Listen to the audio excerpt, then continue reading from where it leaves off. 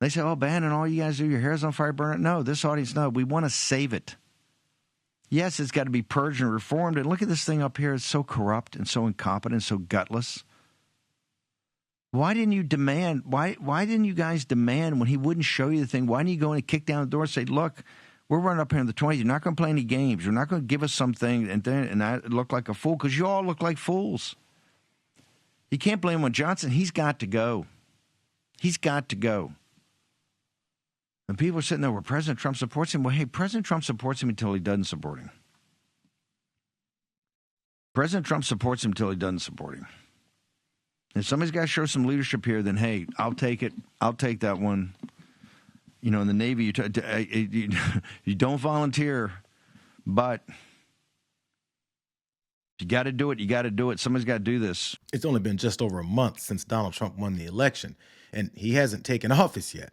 But his allies like ex-con Steve Bannon are already calling for his loyal yes man, Speaker Mike Johnson, to be run out of town. The next 4 years are going to be dysfunctional as f***.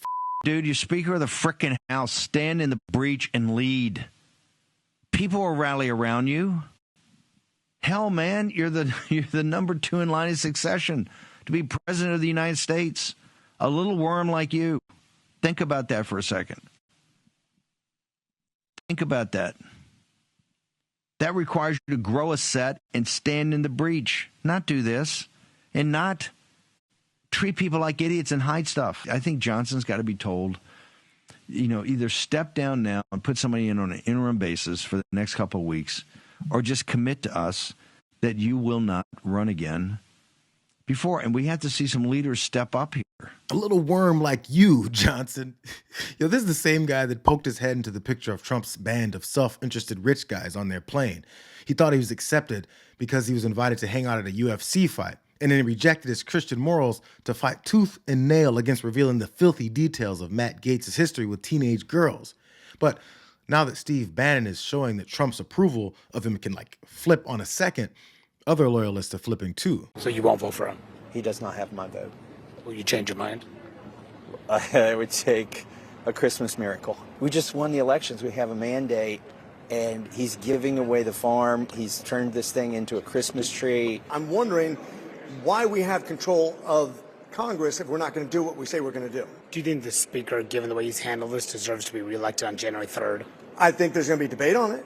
If we're not careful, we'll be having some serious debate. And there's very little margin for error, Johnson, in the narrowly divided House. He can only lose a handful of votes in order to become reelected Speaker. But that is one issue that is kind of driving some of this that's happening on Capitol Hill right now. Johnson losing support. Mike Johnson is suddenly on the hot seat because his traveling buddy, Elon Musk, wasn't very happy that the spending bill that he negotiated was too bloated with pork that doesn't go straight to Elon's interest. So he posted, any member of the House or Senate who votes for this outrageous spending bill deserves to be voted out in 2 years. It led the other rich guy that didn't win anything except Trump's conditional approval to then pile on by saying in part, I wanted to read the full 1,500 plus page bill and speak with key leaders before forming an opinion. Having done that, here's my view. It's full of excessive spending, special interest giveaways, and pork barrel politics. If Congress wants to get serious about government efficiency, they should vote no. The legislation will end up hurting many of the people it purports to help. Debt-fueled spending sprees may feel good today, but it's like showering cocaine on an addict. It's not compassion, it's cruelty. Farmers will see more land sold to foreign buyers when taxes inevitably rise to meet our obligations. Our children will be saddled with crippling debt. Interest payments will be the largest item in our national budget. You know, it's weird that our national debt and interest worries weren't completely taken care of in Trump's first term that MAGA deems the best years that America has ever seen. In fact, it grew by $8.4 trillion. But when multimillionaires and billionaires are barking, paying attention to their track record isn't necessary when playing politics and the American people for suckers.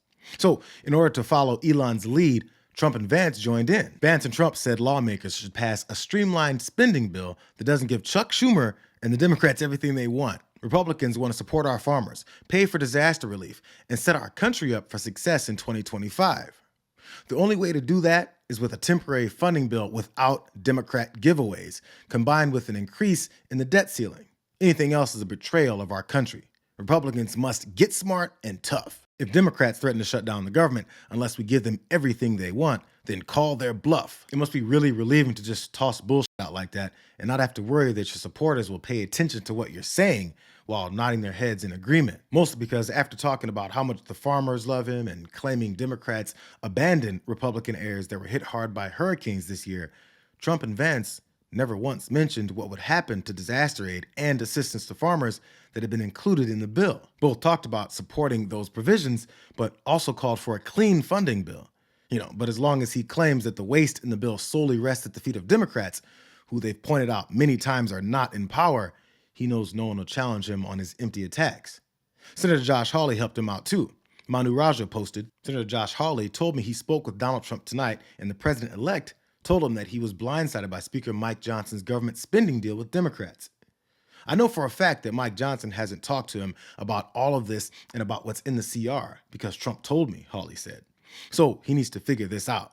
Hawley added that Trump is, quote, not read into this, and he's just learning about it. He's just reading about it. Hawley said Trump called the deal horrible. Then Hawley took a shot at Johnson himself, saying, how's he going to manage reconciliation if he can't manage the CR? This is easy, he said, referring to the fast-track budget process that they plan to employ to enact their agenda. So since this sudden opposition to a spending bill that has to be completed in a day and a half to avoid a government shutdown came from America's new oligarch, Elon Musk, Bernie Sanders reminded everyone who's running the country before he even takes office. Democrats and Republicans spent months negotiating a bipartisan agreement to fund our government. The richest man on earth, President Elon Musk, doesn't like it. Will Republicans kiss the ring? Billionaires must not be allowed to run our government. But no one's going to listen to Bernie Sanders over Elon's promise of hardships for American citizens while he and Vivek shift our normalcy of wasteful spending from primarily rich people's interests to their own rich people's interests. And despite Speaker Johnson's constant drumbeat of claiming that he's Jesus's right-hand man, MAGA no longer has any use for his ass. So to thank him for his political servitude, they're sharpening their blades and mocking his religion. Vote no on this. Make the Democrats pass the whole thing. Hell, Johnson's a Democrat. He's a Democrat. He holds the Bible up. He's got the New Testament wrapped up tight. He can talk happy talk on a handful of social issues, checking his son's porn site. I don't know, all this crazy nonsense. He does all that. He goes down there. He's a big, deep Christian. Except when it comes to showing courage and being courageous and maybe bringing people in so it's not a surprise. So now the media can sit there with a big old shotgun to your head and go, oh my gosh, no Social Security checks. It's going to be cold. It's going to be dark for Christmas Day. Granny's going to freeze. The parks are going to be closed. Smithsonian's not going to be open on Christmas Eve. Not going to get any mail. No Christmas presents going to go over. CNN's going to have that big camera everywhere. Kids crying. No Santa. NORAD's not going to be able to track. NORAD's not going to be able to track Santa on Christmas Eve. NORAD will not do it.